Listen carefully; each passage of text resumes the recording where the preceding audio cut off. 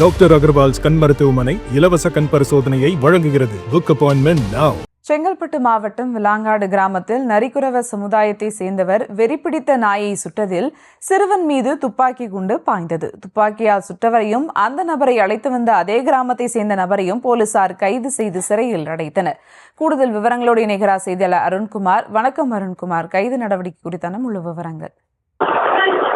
வணக்கம். செங்கல்பட்டு மாவட்டம் சித்தாமூர் அடுத்த விலாங்காடு கிராமத்தை சேர்ந்தவர் வெங்கடேசன்.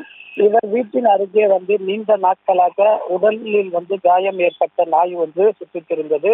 இந்த நாயை சுற்றி பிடிப்பதற்காக திருகரணை கிராமத்தை சேர்ந்த நரிக்குறவர் சரத்குமாரை அழைத்து வந்துள்ளார்.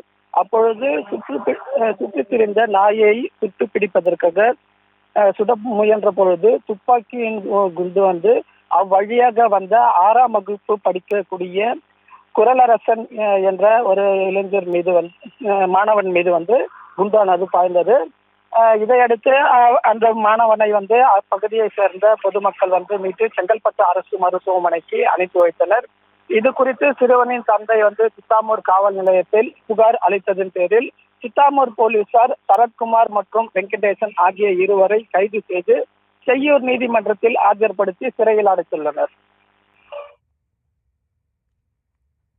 விவரங்களுக்கு நன்றி அருண்குமார். டாக்டர் அகர்வால்ஸ் கண் மருத்துவமனை இலவச கண் பரிசோதனையை வழங்குகிறது. Book appointment now.